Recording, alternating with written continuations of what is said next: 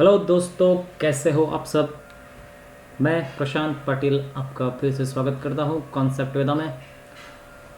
और last lecture में हमने जो देखा था दैट इज़ लाइट क्या होता है, उसके सारे बेसिक्स हमने लास्ट लेक्चर में पार्ट 1 में सीखे थे। अगर आपने वो लास्ट लेक्चर अगर नहीं देखा है तो आप अभी जाके वो देख सकते हैं। मैं उसका डिस्क्रिप्शन में लिंक उसका मैं दे रहा हूँ, तो उसे जाके आप पहले रेफ़र कर लीजिएगा, तो आपको काफ़ी हेल्प हो जाएगा ना ये टॉपिक समझने में। ओके फ्रेंड्स, तो आज हमें बात करनी है रिफ्लेक्शन ऑफ लाइट। देखिए, ये रिफ्लेक्शन ऑफ लाइट होता क्या है कि अगर हमने कहीं पर स्टेडी जो वाटर होता है, मतलब कहीं पर अगर बहुत शांत पानी है उसके पास अगर हम खड़े हैं तो दोस्तों हमें वहाँ पर हमारा इमेज उल्टा दिखाई देता है। ओके, या फिर हमने किसी सनसेट का या सनराइज़ का पिक्चर देखा होगा, फ़ोटो देखा होगा, या फिर कहीं हम लाइव जाते हैं समंदर में, हमें जो डूबता हुआ या उगता हुआ सूरज होता है ना, उसकी इमेज हमें समंदर में दिखाई देती है। तो this is all reflection of light. Okay, ये सब रिफ्लेक्शन ऑफ लाइट्स के एग्जांपल्स हैं। तो दोस्तों, ये रिफ्लेक्शन ऑफ लाइट होता क्या है, चलिए अभी इसे हम साइंटिफिकली भी सीख लेते हैं, समझ लेते हैं। ओके, तो चलिए विदाउट वेस्टिंग मच टाइम हम अपने टॉपिक पे आते हैं। रिफ्लेक्शन ऑफ लाइट होता क्या है, तो देखिए एक छोटा सा डेफिनेशन मैं यहाँ पर दे रहा हूँ, पहले वो एक्सप्लेन कर लेते हैं। व्हेन लाइट रेज और beam of light falls on smooth surface it rebound back, this is called reflection of light. दोस्तों देखिए यहाँ पर डेफिनेशन में क्या कहा गया है। लाइट का रेज हम कंसिडर कर सकते हैं, या फिर पूरा का पूरा बीम ऑफ लाइट जब भी किसी स्मूथ सरफेस पर अगर गिरता है, फॉल होता है, तो वहाँ से वो रिबाउंड हो जाता है। रिबाउंड हो जाना मतलब कि वो बैक चला जाता है। जैसे कि अगर हमने कोई टेनिस बॉल अगर ले लिया, तो उसको अगर हमने किसी वॉल पे अगर स्ट्राइक किया तो वो बॉल उछल के बिल्कुल हमारी ओर वापस आ जाता है। तो यही चीज़ यहाँ पर लाइट के साथ में भी हो रहा है, उसी को हम रिबाउंड होना कहते हैं। तो अगर ऐसा हो रहा है तो इस फिनोमिनन को हम लाइट का रिफ्लेक्शन कहते हैं। Okay, it's a natural phenomenon दोस्तों। तो चलिए इसको थोड़ा सा डायग्राम से हम समझ लेते हैं। Suppose here it is a smooth surface. Okay, ये एक स्मूथ सरफेस है जिसके ऊपर लाइट को स्ट्राइक होना है। अब ये स्मूथ सरफेस में दोस्तों हम क्या क्या कंसिडर कर सकते हैं, तो बेस्ट एग्जांपल इज ग्लास। कांच होता है, उसका सरफेस बिल्कुल स्मूथ होता है, हमने देखा होगा। और या फिर हम किसी मेटल के यूटेंसिल्स ले सकते हैं, मेटल सरफेसेस। कई मेटल्स हैं जिनके सरफेसेस काफ़ी स्मूथ होते हैं। ओके, जैसे गोल्ड है, सिल्वर है, क्योंकि उनके सरफेसेस बहुत ज़्यादा स्मूथ है इसलिए वो बहुत काफ़ी शाइन भी करते हैं ना, तो रिफ्लेक्शन अच्छे से हो पाता है। या फिर हम स्टेनलेस स्टील की अगर बात करें दोस्तों, तो उस पर भी कई बार हमें रिफ्लेक्शन होता हुआ अच्छे से दिखाई देता है, बिकॉज उसका सरफेस भी बहुत स्मूथ होता है। तो ऐसा कोई भी एक सरफेस हम कंसिडर कर सकते हैं। तो सपोज यहाँ पर आप देख पा रहे हो कि ये कुछ लाइट की रेज है, या फिर हम इसको लाइट का बीम भी कह सकते हैं। लाइट रेज जो फॉल हो रही है, ओके, कहाँ पर, on this smooth surface. Okay, तो इसके बाद क्या होता है वो सब हम देखेंगे, लेकिन अभी इससे रिलेटेड कुछ टर्म्स है वो मैं आपको पहले समझा देता हूँ।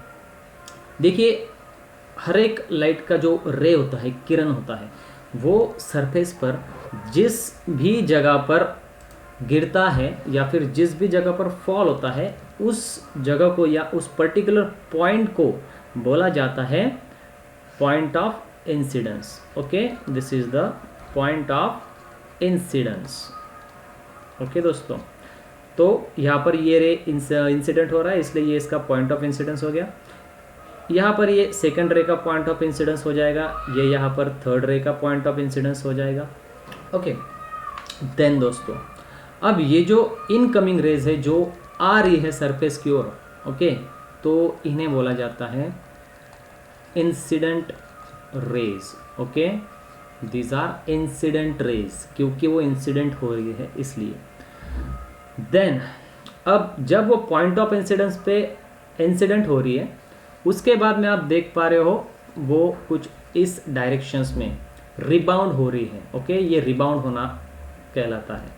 तो वो रिबाउंड हो रही है मतलब कि वापस जा रही है उस पर सरफेस पर गिरने के बाद में। तो दोस्तों ये जो जाने वाली रेज है आउटगोइंग, ओके, इन्हें बोला जाता है रिफ्लेक्टेड रेज। ओके, ये होती है रिफ्लेक्टेड रेज। फ्रेंड्स अभी ये रिफ्लेक्टेड रेज क्योंकि ये फिनोमिनन जो हो रहा है, जब इंसिडेंट रेज आ रही है, इंसिडेंट हो रही है सरफेस पे, उसके बाद में वो रिबाउंड हो जा रही है, तो इसी को हम क्या बोलते हैं, इसी को हम रिफ्लेक्शन बोलते हैं, जैसा कि हमने अभी डेफिनेशन में कहा। तो इसीलिए ये जाने वाली रेज को रिफ्लेक्टेड रेज बोला जाता है। ओके, तो यहाँ पर 3 बातें हो गई, incident raise, point of incidence, reflected raise. Okay, और भी कुछ बातें हैं। सपोज फ्रेंड्स अभी यहाँ पर मैं कुछ लाइंस ड्रॉ करता हूँ, कुछ इमेजिनरी लाइंस होती हैं जो कि पास होती है पॉइंट ऑफ इंसिडेंस के अंदर से। ओके, थोड़ा सा हमने स्ट्रेट लाइन दिखाना है, तो ये लाइन है जो पॉइंट ऑफ इंसिडेंस से पास हो रही है। यहाँ पर मैं तीनों को दिखा देता हूँ। ओके, तो फ्रेंड्स ये जो लाइन है ये एक कंसिडर करो, या हम इन तीनों लाइंस को एक ही नाम दे सकते हैं। तो बेसिकली ये जो लाइंस होती है जो पॉइंट ऑफ इंसिडेंस से पास हो रही है एंड विच इज़, आप देख सकते हो, which is perpendicular to the smooth surface. Alright, तो इस लाइंस को बोला जाता है, इस लाइंस को क्या बोलते हैं, इस लाइंस को बोला जाता है नॉर्मल। ओके दोस्तों, इन्हें नॉर्मल बोला जाता है। ओके, तो ये 3 यहाँ पे नॉर्मल हो गए, नॉर्मल लाइन भी हम इसको बोल सकते हैं। अब फ्रेंड्स 4 बातें हो गई। अब इसके बाद ये नॉर्मल के यहाँ पर ड्रॉ हो जाने से ये जो इंसिडेंट रे है और ये रिफ्लेक्टेड रे, ओके, तो इनके बीच में, मतलब ये जो एक एंगल था, ये एक ही एंगल था, इंसिडेंट रे का, इंसिडेंट रे और रिफ्लेक्टेड रे, इनके बीच में एक एंगल था। तो बीच में नॉर्मल आ जाने की वजह से अब ये एक एंगल डिवाइड हो गया 2 एंगल्स में। ओके, कौन से 2 एंगल्स, यहाँ पर ये पहला एंगल, यहाँ पर ये दूसरा एंगल। ऑलराइट दोस्तों, तो फ्रेंड्स ये जो 2 एंगल्स है इन्हें भी कुछ पर्टिकुलर नाम होते हैं। अब ये जो पहला एंगल आप यहाँ पर देख रहे हो ना, ये वाला जिसको मैं डार्क कर रहा हूँ येलो कलर से, तो ये angle, the angle between incident ray and normal, it is called as angle I, and angle I means angle of incidence. Okay, तो ये एंगल होता है एंगल ऑफ इंसिडेंस। उसके ही बाजू में दूसरा एंगल है, ओके, जिसको मैं डार्क करूँगा अभी इस ब्लू कलर से। ओके, तो ये दूसरा जो एंगल है दोस्तों, जो कहाँ पे बना हुआ है, the angle is between normal and reflected ray. Okay, reflected ray और नॉर्मल के बीच में बिल्कुल जो एंगल है वो होता है एंगल आर, और angle r is what, it is the angle of reflection. Okay, तो यहाँ पर तीनों केसेस में हमें यहाँ पर ये दोनों एंगल बनते दिखाई दे रहे हैं। यहाँ पर इसका हो जाएगा एंगल आई इंसिडेंस, यहाँ पर होगा इसका angle of reflection, again angle of incidence, angle of reflection. Okay दोस्तों, तो अब यहाँ पे कितनी टर्म्स हो गई देखिए, incident ray, here it is the incoming rays, then reflected rays, outgoing rays, okay, then normal, 3 बातें हो गई, then angle of incidence, angle of reflection. Okay friends, यहाँ पर ये जो बातें हैं ना, नंबर 1, 2, 3, 4 एंड 5, तो ये 5 बातें दोस्तों रिफ्लेक्शन से जुड़ी हुई बहुत इंपॉर्टेंट टर्म्स है, इनको याद रखिएगा। अगर ये बातें आपको पता है तो हमें अभी नेक्स्ट जो पढ़ना है यहाँ पर, तो वो है लॉज ऑफ रिफ्लेक्शन। तो लॉज ऑफ रिफ्लेक्शन डिपेंड करता है इन 5 टर्म्स के ऊपर। ओके, तो चलिए देखते हैं लॉज ऑफ रिफ्लेक्शन। दोस्तों यहाँ पर रिफ्लेक्शन के देर आर 3 लॉज, 3 लॉज होते हैं। What is the first law? Incident ray, reflected ray and normal lie in a same plane. Okay दोस्तों, अभी जो 5 टर्म हमने सीखी उन्हीं में से ये 3 बातें हैं जिनका यहाँ पर जिक्र हो रहा है। पहले तो है इंसिडेंट रे। इंसिडेंट रे मतलब लाइक दिस, ये इनकमिंग रे जो यहाँ पर स्मूथ सरफेस के ऊपर फॉल होगा, इंसिडेंट होगा, तो ये रे हो गया। दूसरा बोला है रिफ्लेक्टेड रे। रिफ्लेक्टेड रे क्या होता है? आउटगोइंग, जाने वाला रे। ओके, और एक बात बोलिए, तीसरी बात, दैट इज़ अ नॉर्मल, जो कहाँ पे था? बिल्कुल इंसिडेंट रे और रिफ्लेक्टेड रे के बीच में था, जो पॉइंट ऑफ इंसिडेंस में से पास हो रहा है। ये हो गया हमारा नॉर्मल। ओके, तो ये तीनों चीज़ें, एक तो इंसिडेंट रे, एक तो reflected ray and third is a normal. ये तीनों के तीनों जो टर्म्स से ये होते हैं इन द सेम प्लेन, मतलब दे लाई इन अ सेम प्लेन। अभी सेम प्लेन में होना, एक ही प्लेन में होना मतलब क्या होता है दोस्तों? तो देखिए, मैं आपको एक छोटे से एग्जाम्पल से यहाँ पे समझाने की कोशिश करता हूँ। फ्रेंड्स, सपोज़ यहाँ पे ये मेरे पास एक पेज है, आप देख पा रहे हो। ओके, अगर मैंने इस पेज को इस तरीके से पकड़ा हुआ है फेसिंग टुवर्ड्स यू, तो ये अब ये जो इसका प्लेन है ना दोस्तों, ये वर्टिकल प्लेन, तो ये जो वर्टिकल डायरेक्शन, ये इसका प्लेन हो गया। अभी ये प्लेन इस वर्टिकल, ये जो पेज है ये इस वर्टिकल प्लेन के अंदर है। अगर मैं इसको 90 डिग्री अगर फ्लिप कर दूँ दोस्तों इस तरह से, तो अभी ये हॉरिजॉन्टल हो गया ना। तो अभी इस पेज का जो प्लेन है वो ये है, हॉरिजॉन्टल प्लेन। आ रहा है दोस्तों समझ में? इसको मैं ऐसा भी कर सकता हूँ, अभी इसका अगेन प्लेन हो गया वर्टिकल, लेकिन ये वर्टिकल है, लेकिन ये आपकी ओर फेस नहीं कर रहा है, ये इस डायरेक्शन में फेस कर रहा है ना, तो ये अभी इसका ये प्लेन हो गया। तो दोस्तों ये होता है प्लेन। ओके, तो अकॉर्डिंग टू दिस लॉ, इस लॉ के मुताबिक अभी क्या हो रहा है कि समझो, here it is a incident ray, हमारा इनकमिंग रे, ये है उसका रिफ्लेक्टेड रे, जाने वाला, और तीसरा है नॉर्मल जो इन दोनों के बीच में है। तो ये इस तरीके से, ये तीनों बातें इस तरीके से हैं एक ही प्लेन में। तो ये तीनों का प्लेन कौन सा है? ये प्लेन, वर्टिकल प्लेन। ओके, यहाँ पर एक भी चीज़ आउट ऑफ द प्लेन नहीं है, इस तरीके से या फिर इस तरीके से नहीं है। तीनों के तीनों देखिए एक ही प्लेन के अंदर है, देख सकते हो आप। ऑलराइट दोस्तों, तो this is first law of the reflection. Okay, ये तीनों चीज़ें एक ही प्लेन के अंदर होती हैं। Then the next second law of reflection. अब रिफ्लेक्शन का सेकंड लॉ क्या कहता है दोस्तों? तो देखिए, incident ray, this one, okay, incoming ray again, then reflected ray, this one, जाने वाला ray, are on either sides of the normal. यहाँ पर बोला है कि ये इंसिडेंट रे और ये रिफ्लेक्टेड रे, ये दोनों चीज़ें कहाँ पर है? Are on either sides of the normal. देखिए, लास्ट वाले लॉ में वो तीनों के प्लेन के बारे में बोला था, यहाँ पर अभी इनके पोजीशन के बारे में बोला हुआ है। Incident ray and reflected ray ये कहाँ पर प्रेजेंट होते हैं? Are on the either sides of the normal. ये जो नॉर्मल होता है ना, तो इसके आइदर साइड्स मतलब कि आजू बाजू वाली साइड्स। इसके नॉर्मल के एक साइड में होता है इंसिडेंट रे, नॉर्मल के दूसरी साइड में होता है reflected ray. This is the second law of reflection. Alright दोस्तों, आई होप आपको समझ में आ रहा होगा ये सब जो कॉन्सेप्ट्स है। ओके,